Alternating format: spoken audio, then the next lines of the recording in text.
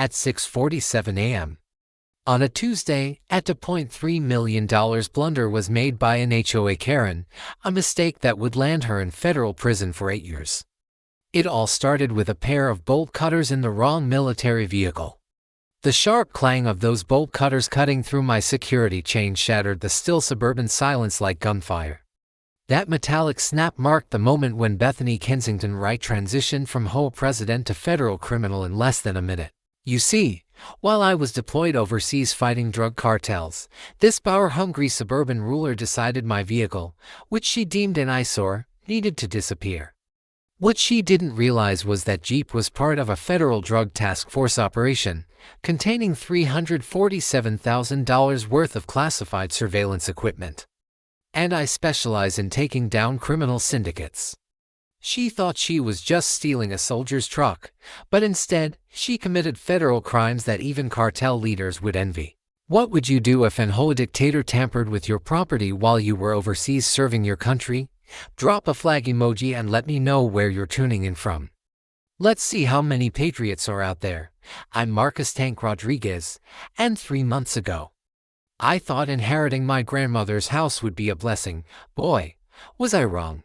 Welcome to Willowbrook Estates, a seemingly perfect suburban nightmare where every house is the same dull beige, sprinklers hiss on automatic timers, and the smell of fresh mulch can't cover up the overpowering stench of entitlement. The whole fees. $150 a month for community standards, which basically means paying a power-hungry Karen to make your life miserable. I'm an Army Reserve MP and just got accepted into a federal drug task force. Grandma Rose's house was supposed to be my safety net, rented out while I'm deployed, build some equity, and honor the woman who raised me after my parents died in a car crash when I was 12. The house still smells like her homemade tortillas and benet. Every creaky floorboard is a reminder of her teaching me right from wrong. Mijo, she'd say, you stand up to bullies, but you do it the right way. Enter Bethany Kensington Wright. Picture a 52-year-old real estate agent who drives a white Lexus SUV and actually measures grass with a ruler. 7 years as HOA president have turned her into a suburban dictator. Her husband Carl is on the city council, which gives her a sense of untouchability. This woman sends violation notices for Christmas lights in January. 2 weeks into my deployment, I get an email. A violation notice. Unauthorized commercial vehicle storage. My government-issued Jeep Wrangler, clearly marked with federal law enforcement decals, was apparently an eyesore. Bethany interpreted the whole rules as forbidding work vehicles in residential driveways. What she didn't know was that the Jeep contained $200,000 worth of surveillance gear for active cartel investigations: GPS trackers, encrypted radios, covert cameras. Federal property that requires departmental authorization to move. The fine. $50 a day, piling up while I'm dodging bullets overseas.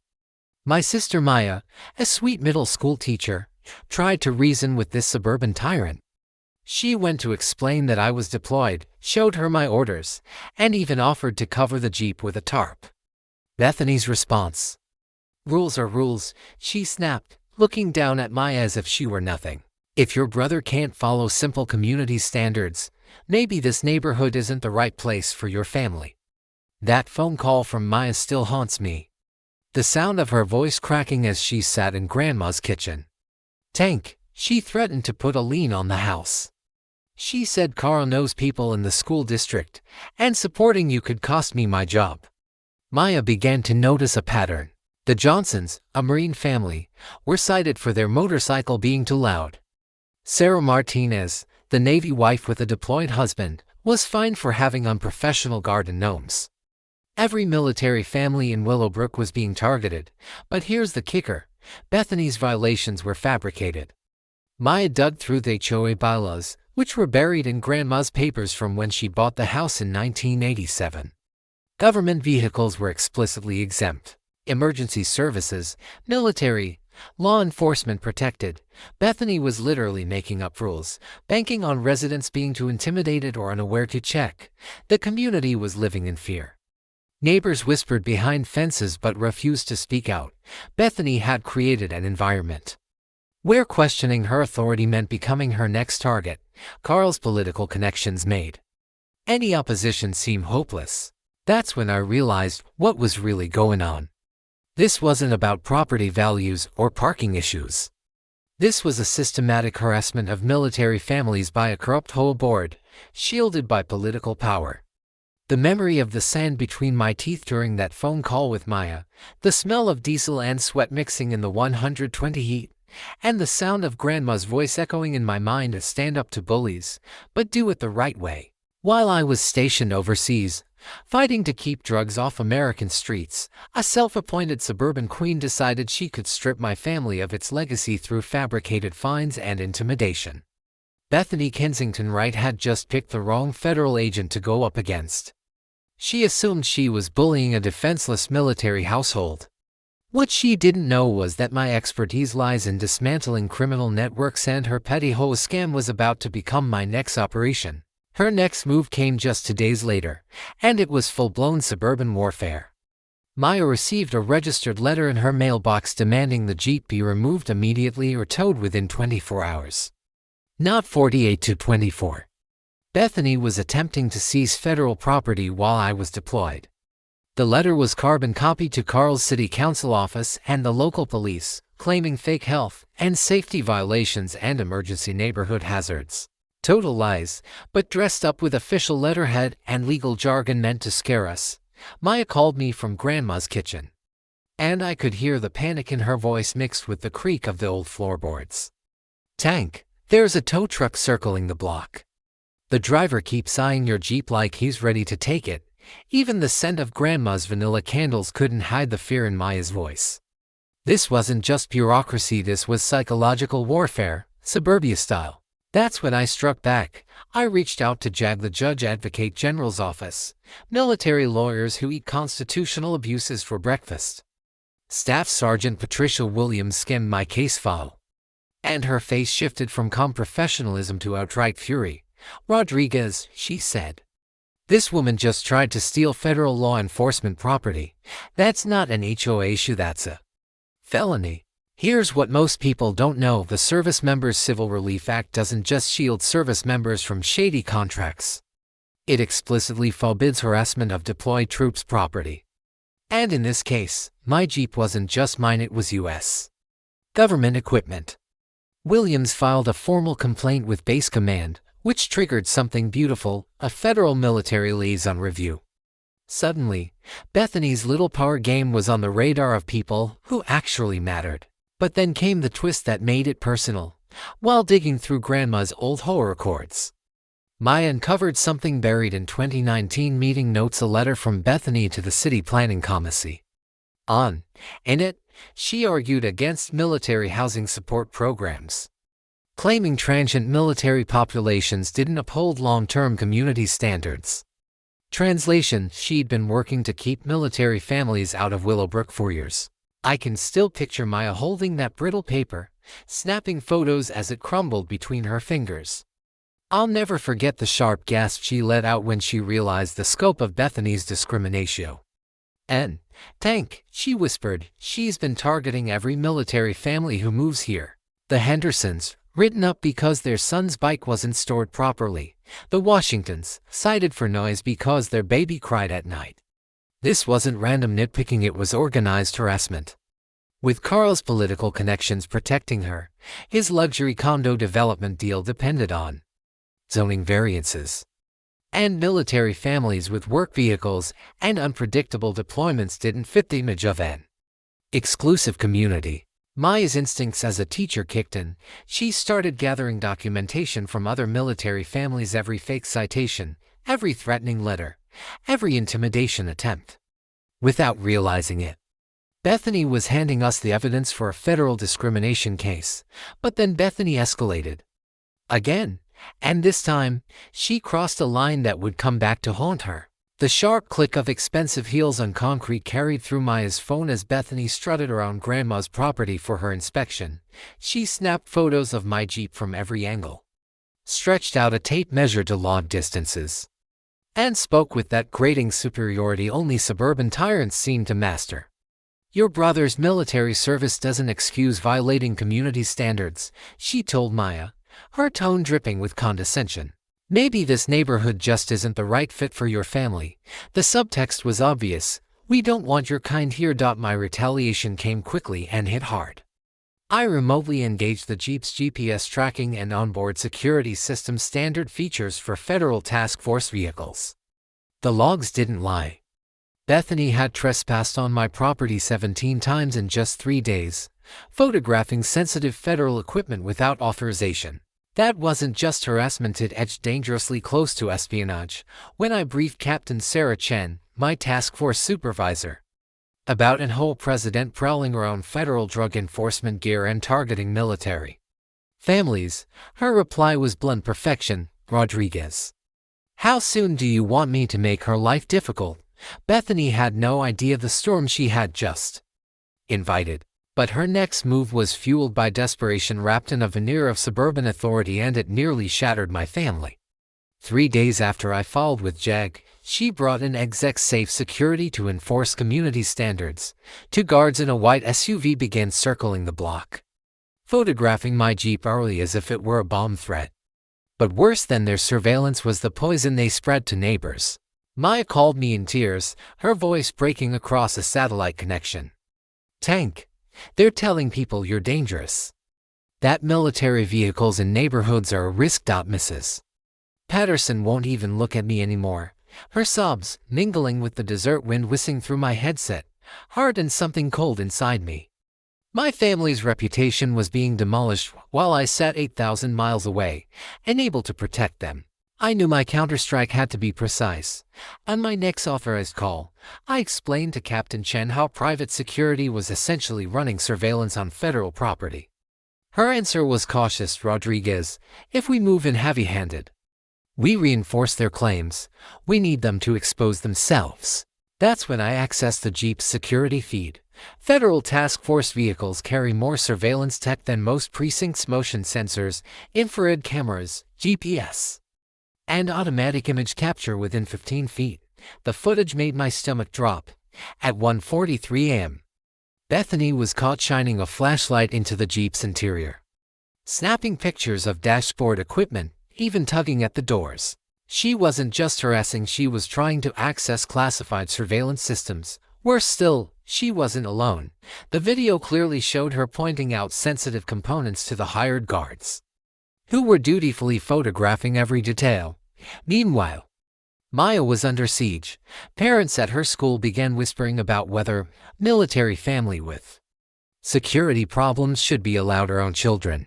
Her principal called her in to discuss community concerns. I could hear the weight in her voice when she told me, the smell of chalk dust lingering in the background. "Tank, they're destroying my career." Bethany told the PTA that military families bring instability and danger.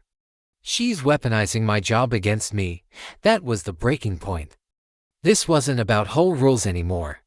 It was a coordinated attempt to dismantle my family's life. And I was powerless, trapped overseas, tasting helplessness like grit and rage inside a bunker full of war machines, while a suburban tyrant unraveled everything we built back home. The guards escalated too. One, a washed-up ex-cop hungry for authority, cornered Maya in the grocery store parking lot. "Ma'am, we need to talk about your brother's military activities," he said, blocking her from reaching her car. "That vehicle could pose risks to the neighborhood. We need to know what kind of operations he's running from this house." Maya, God bless her, kept her composure. Teacher instincts kicking in, she discreetly hit record on her phone and asked, voice steady despite the tremor I could hear from miles away, "Are you suggesting that my brother, who is serving overseas protecting this country, is some kind of threat to American families?" The guard leaned in closer, deliberately invading Maya's personal space to rattle her. "Military families sometimes bring problems," he said smoothly. "PTSD, weapons, surveillance gear. We're just protecting the neighborhood." They were painting me as a dangerous and stable veteran. Same old military bias, disguised as community safety. But Maya's recording caught something priceless. The guard openly admitting they were investigating the surveillance equipment in my Jeep. That single statement transformed into evidence for a federal espionage case. My counterstrike came From a direction Bethany never anticipated, Captain Chen reached out to Exec Safe Securities Federal Licensing Bureau, reporting their guards for conducting unauthorized surveillance on classified equipment. Within hours, the guards disappeared, but their company was suddenly staring down a federal espionage investigation. Bethany's reaction to losing her enforcers was pure panic. She fired off emergency complaints to every office she could think of: police, fire, code enforcement, even animal control. But all she really accomplished was creating a paper trail of her obsession with federal property. The conflict was spiraling, and my family was taking the hits while I was still 8,000 miles away. What Bethany didn't realize was that she had just activated federal protocols designed to crush suburban tyrants like her. Her desperation peaked at 6:47 a.m. on a Tuesday, and my security cameras captured every moment in crystal clarity. The sound is etched into my memory: clang, clang, clang. Bolt cutters snapping through my security chain. Each metallic bite echoed through the quiet neighborhood like a gunshot. Maya's frantic voice jolted me awake in a sweltering deployment tent. "Tank, she's cutting your locks. She's got bolt cutters and a tow truck. She's stealing your Jeep right now." Maya's phone camera. I watched Bethany Kensington Wright commit multiple federal felonies in real time. Hair disheveled, still in her bathrobe, she'd paid a cash bribe to Discount Dave's Towing. No paperwork, no questions, just get it gone. But the driver froze the instant he saw the federal decals. "Lady, this is government property. I'm not touching that for any amount of money." He backed off like the Jeep was radioactive. "It's abandoned," Bethany shrieked, spittle flying. "I'm the whole president. I have legal authority to remove community violations." That tantrum, recorded on 3 separate cameras, instantly became exhibit in a federal theft case. I hit back immediately. Using emergency channels, I alerted Captain Chen, which set off theft of federal property protocols. Within minutes, U.S. Marshals were racing to my grandmother's house with sirens blaring. The best part: my Jeep's built-in systems had already been recording everything. Federal task force vehicles are wired with kill switches, trackers, and surveillance triggers. The moment Bethany cut that lock, she set off Homeland Security alerts across 3 states. Maya kept filming when Bethany made her fatal mistake. After the tow truck fled, leaving skid marks in its haste, Bethany locked the community gate, trapping my Jeep and blocking law enforcement. "If he wants his military truck back, he can follow proper HOA procedures," she screeched, waving keys like a deranged suburban warlord. "Military service doesn't put him above community standards." The rage that tore through me in that desert bunker felt like fire and sand mixing in my chest. Watching from 8,000 miles away as this entitled suburban tyrant stole federal property while my sister street looted alone, it was unbearable. Knowledge nugget: federal task force vehicles aren't just cars. They carry embedded systems that automatically log tampering, trigger alerts, and notify Homeland Security. Cutting locks or moving them isn't simple theft, it's a national security incident with terrorism enhancement potential. Takeaway: stealing federal law enforcement vehicles doesn't just invite local charges. It trips Homeland Security alarms and mobilizes federal task force response. It isn't just theft, it's treated as attempted terrorism. And the tide began to turn when Mrs. Patterson, the elderly neighbor who had survived the Great Depression and buried 2 sons in uniform, witnessed Bethany's meltdown from her window. She wasn't about to watch and hold Karen terrorize the family of a deployed soldier. Bethany's downfall began not with lawyers or marshals, but with neighbors. She had underestimated the people she had bullied for years. Mrs. Patterson rallied the block, calling every veteran, every decent family, every silent victim of Bethany's HOA reign. By 10 a.m., my grandmother's property was encircled by a wall of neighbors forming a human barricade around the Jeep. Tom Henderson, a 72-year-old Vietnam vet whose son had served 3 tours in Afghanistan, stood at the front. "If you want that boy's Jeep, you'll have to go through 30 American veterans first," he declared. When Maya phoned me again, her voice carried strength I hadn't heard in weeks. "Tank, you wouldn't believe it, the whole neighborhood's here. Mer." Henderson brought the flag. "Mrs. Chen is handing out coffee." Nobody's leaving. My throat tightened with gratitude. But Bethany doubled down with bureaucratic warfare. She fired off frantic complaints to every office in the phone book accusing veterans of forming militias, alleging explosive hazards from my Jeep, claiming code violations for illegal gatherings, even calling animal control to classify support dogs as threats. Each false filing was another federal crime, because lying about military families and government property falls under serious statutes. The breaking point came when federal marshals arrived and discovered Bethany had changed the HOA gate locks, blocking agents from accessing their own seized equipment. That was obstruction of justice. Marshal Jennifer Torres, known for arresting cartel bosses and domestic terrorists, took one look at the lock gate, and her expression shifted from professional to predatory. "Ma'am, you've obstructed a federal investigation into theft of government property, and lock this gate immediately or face additional charges." Bethany's reply sealed her fate. "I don't recognize federal authority over private HOA property. You people have no jurisdiction here." She had just declared war on the United States government in her bathrobe. Game over. I landed back in the States 72 hours later, still tasting dessert dust, and walked into Grandma's kitchen where Maya was waiting, surrounded by enough evidence to bring down an empire. But it wasn't the vanilla candles or the ghost of tortillas that hit me first. It was the stench of fear that had seeped into the walls while I was away. "Tank, you need to see this before the feds arrive," Maya said, spreading documents across the table, her hands trembling. What she'd found changed everything. Inside manila folders from her teacher network were 5 years of HOA financials, minutes, and correspondence. And buried in that stack was the smoking gun, a contract between Kensington Urban Holdings and Eastbrook Development Corporation, dated 6 months before I inherited the house. "They weren't just harassing military families randomly," Maya whispered, her voice steadier now, sharpened by righteous anger. "They were clearing properties for a massive development project." The paper crumbled slightly as I read. Carl's company had pre-sold 47 Willowbrook properties to a luxury condo developer, including Grandma's house properties they didn't legally own. Maya pointed to an appendix. "Look, every military family, every elderly resident, anyone too vulnerable to fight back, the Hendersons, the Martinez family, Grandma Rosa, all marked for acquisition through harassment." But the most damning discovery was in the original HOA bylaws from 1987. Military, law enforcement, and emergency vehicles weren't banned, they were explicitly protected.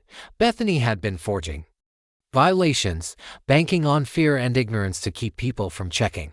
"And there's more," Maya said, her voice gaining confidence.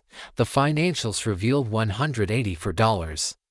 Zero siphoned from HOA funds over 3 years into Carl's development company through fake contracts and bogus improvement projects." Knowledge nugget: when HOA boards funnel community funds into personal businesses without resident approval, it isn't just unethical, it qualifies as federal mail fraud if any communication crosses state lines. The Racketeer-Influenced and Corrupt Organizations Act (RICO) comes into play when a string of crimes forms a coordinated criminal enterprise with ties to interstate commerce. Take away HOA financial fraud that systematically targets multiple households can trigger federal RICO prosecution, organized crime territory, carrying sentences of up to 20 years. The kitchen smelled of fear and determination as Maya laid down the last piece. "Tank," she whispered, "I think they killed her." She showed me violation notices Bethany had mailed to Grandma during her final hospice week, citations for yard maintenance, threats of legal action, harassment directed at a dying woman who couldn't leave her bed. The stress of those fake violations sent her blood pressure soaring every time they arrived. The nurse reported Grandma kept asking if we'd lose the house. I could still hear her voice in my head, "Mijo, don't let them take our home." I dismissed it as morphine confusion. Now I realized she'd been trying to warn me. Maya wasn't the frightened schoolteacher anymore. She'd evolved into a warrior armed with evidence and fury. "This isn't about your Jeep anymore," she said firmly. "This is about organized crime hiding behind HOA rules. They've been destroying families for profit." The balance of power hadn't just shifted, it had exploded. Federal prosecutors were about to inherit a case involving fraud, conspiracy, civil rights violations, and elder abuse. And for me, the fight had changed too. I wasn't just defending property anymore, I was fighting for Grandma's memory and for every family they had broken. Within 48 hours, Grandma's living room had turned into a war room. The irony wasn't lost on me. We were planning the downfall of suburban tyranny in the same space where she once yelled at telenovela villains.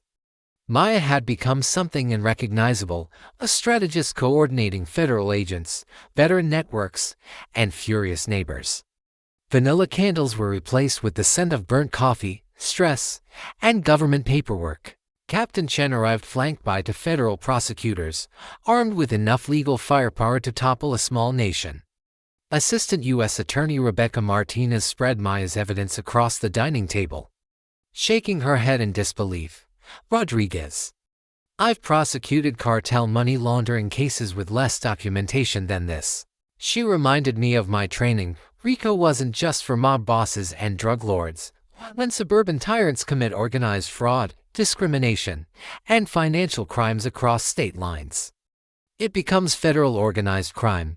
Maya's files proved a pattern: embezzlement, civil rights violations, conspiracy, all coordinated through Carl's city council influence and Bethany's HOA control. Carl's development contracts tied it to interstate commerce, giving federal jurisdiction. The allies filling Grandma's house looked more like a resistance cell than a neighborhood meeting. Tom Henderson brought 12 Vietnam vets, men who had survived real wars and weren't intimidated by suburban politics. Mrs. Patterson offered surveillance photos of Bethany and Carl's secret midnight meetings at the community center. Maya's teacher union contributed their secret weapon: media skills. Educators knew how to explain complicated issues to working families, and they'd been waiting to rally behind military households. I listened to Maya's voice, now confident, commanding, as she organized federal agents and community volunteers in the very rooms where Grandma once hummed lullabies. My chest loosened with pride. The financial strategy was deeply personal for Maya. She'd spent nights combing through whole ledgers, her teachers' eye-catching fraudulent patterns, the way she once spotted students cheating on essays. For her, the embezzlement wasn't just theft, it was a betrayal of community trust. "Tank, remember when Mom balanced our budget at this table?" she asked, pointing to forensic spreadsheets showing $184,000 siphoned into Carl's company. "She taught us that stealing from families is the worst crime there is." Forensic accountant Jennifer Walsh broke down the scheme. Carl had been pre-selling houses to out-of-state developers, then weaponizing the HOA to force current owners into selling. I remembered seeing scams just like this in my financial crimes training. Classic advance fee frauds. Promise property that doesn't exist yet, collect the cash upfront, then manipulate circumstances until the deal delivers. Maya had unearthed damning emails between Carl and Eastbrook Development discussing displacement timelines for homes they didn't even own. The betrayal felt visceral. They'd been plotting to steal Grandma's house before she even passed. Our DIY surveillance network blended my military training with the community's determination. Hidden cameras, coordinated patrols, encrypted radios. It was grassroots counterintelligence. Mrs. Patterson's bay window served as command central. Tom Henderson's garage doubled as an equipment depot. And Maya's house became the communications hub. The recall election was Maya's idea, pulled straight from her civics teaching playbook. She'd always told her students, democracy only works when people step up. Now she was proving it.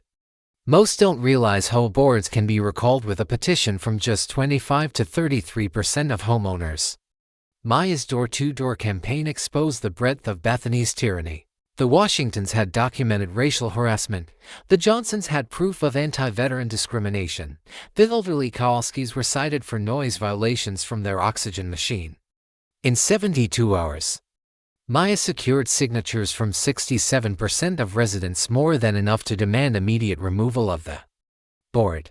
The smell of victory mixed with the dessert dust still clinging to my uniform. Maya leveraged her teacher network for media strategy. Stories of military family harassment went viral in veteran communities, drawing congressional eyes. Soon, 3 representatives demanded federal briefings on systematic HOA discrimination. Then came the insurance fraud. Maya found bogus claims Bethany had filed, alleging my Jeep had caused property damage that never existed. From my task force background, I knew this was gold. Insurance fraud is a federal prosecutor's favorite charge, easy to prove. Heavy penalties. Civil rights attorneys piled on after reviewing patterns of discrimination. Systematic targeting of military families violated federal fair housing laws. And grandma's harassment amounted to elder abuse. Unlocking additional federal protections worth millions in damages. At an emergency resident meeting, Maya was unanimously voted interim HOA president. Her first action, freezing all HOA accounts pending federal investigation. Watching her take the gavel in the same community center where Bethany had terrorized families for years was justice, ice cold. But Bethany wasn't done. At 3:17 a.m., Maya's infrared cameras caught her crouched behind Grandma's shed, frantically feeding HOA records into a burning trash can. The acrid stench of paper and lighter fluid drifted through Maya's bedroom window. Bethany looked like a suburban witch at the pyre of her own corruption. "Tank, she's burning evidence," Maya whispered into her phone, filming the scene. "She's actually destroying financial records while under federal investigation." Federal surveillance teams had already been documenting every move, but seeing Bethany herself torch evidence was poetic justice. Then the attacks turned personal. Maya's car was vandalized the next morning, all for tires slashed, military scum spray painted across her windshield. The sound of glass crunching under Maya's feet as she circled the wreckage cut into me. I knew that feeling from deployment, helpless rage while enemies struck those you couldn't protect. But this wasn't Kabul or Juarez. This was suburban terrorism, aimed at my family. I called Captain Chen. One phone call later, a federal protective detail was assigned to Maya and the other witness families. Not obvious. Agents, plainclothes professionals blending into jogs, coffee runs, and school pickup. The watchers had become the watched. The neighborhood rallied too. Tom Henderson organized veteran patrols, combat boots pounding pavement at 2 a.m., making Bethany's midnight visits impossible. Mrs. Patterson's kitchen became a command center, coordinating shifts over coffee and cookies. But Carl's corruption ran deeper than we thought. Maya uncovered city council recordings where Carl leaned on the police chief to ignore complaints from military families. His smug voice echoing from her laptop made my training click into place. At the academy, we'd studied civil rights conspiracy charges, when public officials weaponize their office to systematically violate rights. It crosses into federal territory. Carl wasn't just covering for Bethany, he was using his position in government to enforce discrimination. Carl's recorded statement oozed entitlement. These military families bring instability. Their vehicles, their schedules, their problems, they drag down property values and disrupt community character. That audio clip alone became exhibit in a federal conspiracy case. Bethany's downfall was also caught on tape. Federal wire surveillance captured her attempting to bribe Maya outside a grocery store, her trembling hand pushing forward an envelope stuffed with $50. Military families deserve better neighborhoods anyway, she insisted. Take the money. Find somewhere more suitable. The expensive perfume couldn't mask the reek of desperation. Maya, ever the teacher, calmly kept her phone recording while federal agents monitored from nearby and marked cars. From my training, I knew attempted witness bribery meant a mandatory 5-year federal sentence. But Bethany wasn't finished. Using embezzled HOA funds, she hired a private investigator to approach federal agents directly with payoff offers to make the military problem disappear. It was stupidity in its purest form. Federal agents don't accept bribes, they document them, record them, and add them to evidence files that guarantee decades behind bars. Carl's allies began abandoning ship. The mayor cut ties, city council members demanded his resignation, and his development company's stock tanked as corruption scandals hit the press. No amount of expensive cologne could hide his panic during emergency council meetings. He tried weaponizing city resources to discredit the federal probe, claiming outside agitators were targeting successful businesses. Every abuse of power was logged by federal agents trained in political corruption. Then the threats began. Maya found notes under her windshield, menacing voicemails with distorted voices warning accidents happen. Hearing her voice crack as she relayed those threats lit something primal inside me. But my response was methodical federal precision. Threatening witnesses in a federal case activates FBI counterterrorism units. Each threat was traced through phone records, handwriting forensics, and digital analysis straight out of a CSI episode. Bethany escalated again with false police reports, painting Maya as mentally unstable and alleging that military families were forming militias. Filing fabricated reports about federal witnesses mid-investigation isn't small time. Harassment hits obstruction of justice with terrorism enhancements. The beauty of the federal process is patience. Agents let her dig her own grave, crime by crime, while building airtight cases. Her next ploy was a smear campaign. Anonymous complaints flooded Maya's school district, accusing her of spreading anti-government propaganda to children. Parents demanded her firing. "Tank, they're trying to end my career," she whispered, voice breaking in her empty classroom. The chalk dust and childhood innocence that once defined that space now reeked of fear. Behind it all was Morrison and Associates, the PR firm hired to polish disgraced politicians. Their campaign painted me as a dangerous veteran with PTSD and Maya as a teacher radicalizing children. This wasn't propaganda, it was personal warfare. But Maya had grown into a tactical archivist. Every threat, every lie, every smear was recorded and catalogued. Then came the revelation: Bethany wasn't acting alone. She'd networked with HOA boards in 3 states, creating model policies to manage military family disruptions. This wasn't isolated harassment, it was systematic discrimination exported nationwide. My civil rights training screamed RICO, coordinated efforts crossing state lines to violate constitutional rights. Quill's organized crime. Maya's counterpunch was devastating. Her students and their parents organized a rally, filling the school parking lot with American flags and signs. "We support Teacher Maya Military. Families protect our freedom." The sound of 3rd graders chanting "Thank you, Mr. Tank's sister," carried across the playground like a battle cry. These children understood justice more clearly than the suburban elites. Bethany's spiral hit new lows.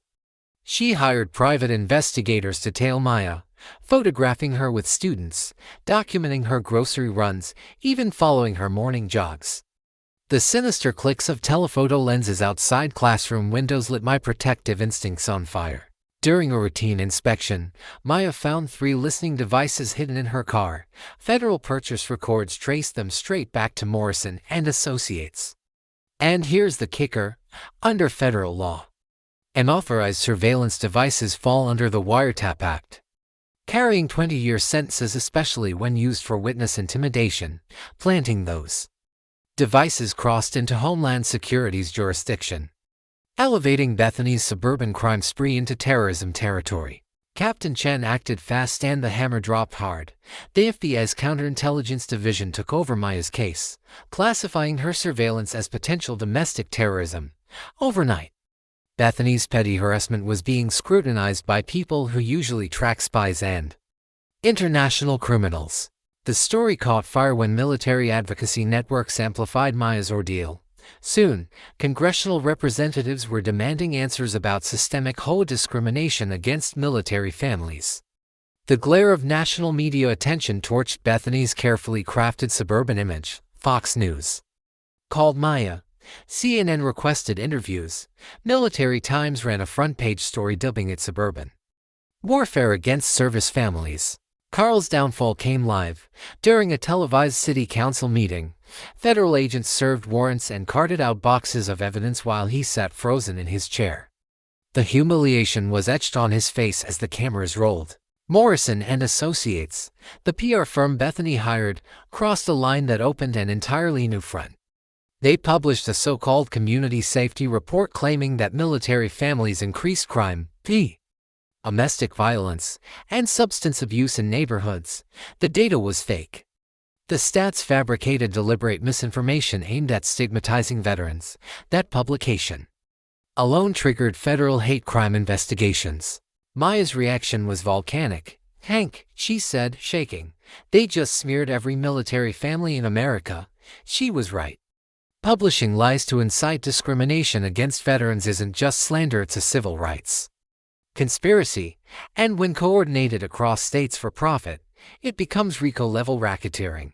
The investigation widened across 17 states as more families came forward with eerily similar stories.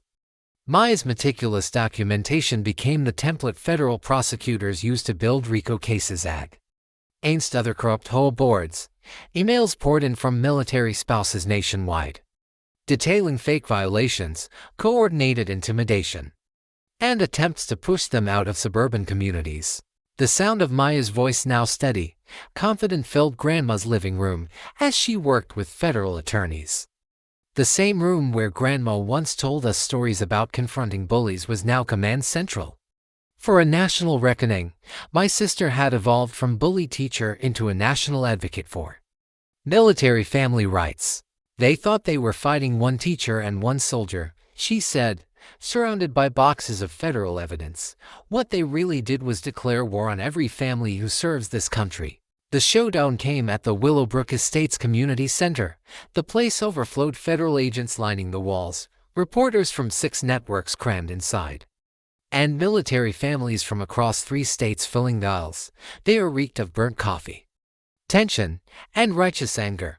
Congressional reps sat in the front row, scribbling notes for hearings on veteran discrimination. Bethany arrived in her white Lexus, facing a gauntlet of protesters holding signs, "Military Families Matter" and "Prosecute HOA Terrorists." Her designer heels clicked uselessly against the asphalt, drowned out by veterans chanting, "Thank you for your service," but directed at Maya, not her. She walked in like a dictator, making one last stand, Carl shuffling behind her, already broken.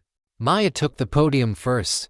No longer a scared teacher, she was a federal-backed advocate with congressional attention behind her. For 5 years, these people waged war on military families, she declared. They fabricated rules, embezzled funds, and launched campaigns of discrimination that trample everything this country stands for. That applause thundered so loud it rattled the windows. Next came federal prosecutor Rebecca Martinez. She stacked evidence boxes high and delivered the charges like a hammer: theft of federal property, civil rights violations, witness intimidation, embezzlement, obstruction of justice. Each allegation hit like a sledgehammer, leaving no doubt this was organized suburban crime. Then Tom Henderson, voice trembling, spoke for the veterans. "My son served 3 tours defending this nation. These people thought they could profit by spitting on that sacrifice. Today, they learned they were wrong." And finally, the moment was mine. I stepped toward the podium, feeling Grandma's presence, her words echoing in my mind. "Stand up to bullies, mijo, but always the right way." Grandma's words echoed in my mind as I stepped to the podium. This, I said into the silence, was the right way. Bethany Kensington Wright thought she was cutting locks off some soldier's private jeep. In reality, she sabotaged an active federal drug operation, tampered with classified surveillance equipment, and stole property belonging to the United States government. The room gasped as if the oxygen had been pulled out. That jeep, I continued, contained $347,000 worth of surveillance technology and evidence tied to cartel investigations across 4 states. At dawn, when she clipped those locks, she didn't just commit theft, she compromised national security operations protecting American families. Bethany's face drained to ash gray. She wasn't just a suburban bully anymore, she'd crossed into national security violations. But that wasn't her greatest crime. Her true offense, I said, my voice steady and cold, was waging systematic warfare on military families. She exploited political connections, fabricated rules, and abused power to terrorize the very community that trusted her. The crowd erupted: cheers, applause, chants of justice for our heroes. Federal agents closed in. Marshal Jennifer Torres, precise as a scalpel, strode forward. "Bethany Kensington Wright," she declared, "you are under arrest for theft of federal law enforcement property, conspiracy to violate civil rights, embezzlement, witness intimidation, and obstruction of justice." The handcuffs clicked shut, microphones catching every sound as the cameras rolled. Bethany's defiance crumbled into panic. Carl bolted for the back exit, but federal agents were waiting. His capture was quieter, but just as satisfying. Local corruption had met federal consequences. I explained for the record. These aren't just vehicles, they're classified assets, shielded by federal statutes with mandatory minimum sentences. Interfere with them, and you don't just face local charges, you face national security law. Maya, now a confident advocate, faced the national media. This proves organized harassment of military families is a federal crime, she told millions watching live. No HOA, no matter how corrupt, stands above the Constitution. 18 months later, I stood in Grandma's kitchen reading the sentencing. I could almost hear her: justice served the right way. Neo, Bethany, 8 years in federal prison, no parole. $647,000 restitution to affected families. Carl, 6 years, permanently barred from public office. His development empire collapsed, paying out $3.2 million in settlements. The judge's words became legend: your harassment of military families amounts to domestic terrorism disguised as community governance. This court will not tolerate suburban tyranny. Willowbrook changed. Maya, elected HOA president, rewrote bylaws into the Willowbrook Military Family Bill of Rights, federal protections written into community law. Bethany's house was seized and transformed into Veterans Memorial Park, where kids now play on swings instead of living under HOA terror. Maya launched the Rodriguez Foundation for Military Family Rights, leaving teaching to champion families nationwide. Her documentation system is now taught at FBI academies. Grandma's house became mission control for advocacy, our kitchen table hosting meetings with lawyers, lawmakers, and families battling their own suburban wars. Congress passed new protections: HOA financial transparency, safeguards for service families, and the Tank Rodriguez Act, federal oversight of community governance, with criminal penalties for discrimination against service members. Knowledge we had to learn the hard way became a gift to American families everywhere. Service members enjoy constitutional protections that take precedence over local rules, and HOA boards themselves can be removed with just 25% of homeowners signing a recall petition. Federal statutes treat ongoing discrimination as organized crime, punishable by decades in prison. Takeaway: military families hold rights no HOA can erase, and United residents have the power to topple corrupt boards.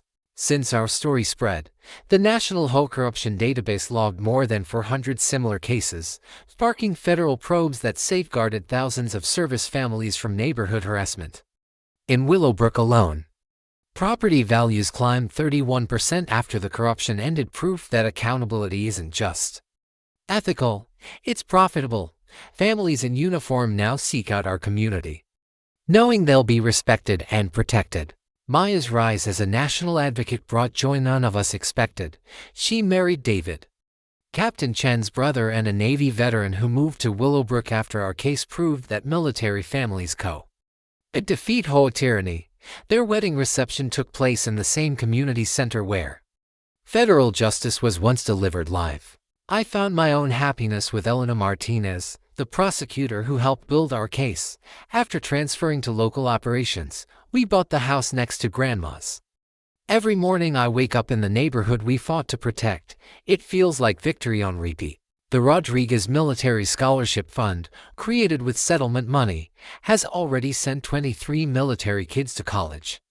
Each graduation reminds us that one family's courage can spark generational change. Mrs. Patterson, now 91, remains the heart of the neighborhood. At every event, she cuts the ribbon and tells me, your grandmother knew you'd do something special. She just didn't realize you'd save the whole community. The moment that made it all worth it came during our first annual Freedom Day celebration.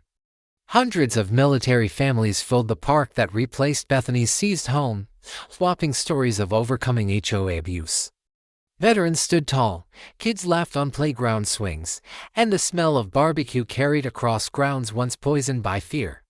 But my favorite moment happens quietly, every morning watching the flag rise above homes where military families live free from harassment. That's what true victory tastes like: justice delivered, communities healed, and proof that bullies lose when good people unite. If you've lived through your own HOA nightmare, share your story. The Rodriguez Foundation offers free legal help for service families fighting neighborhood Discrimination.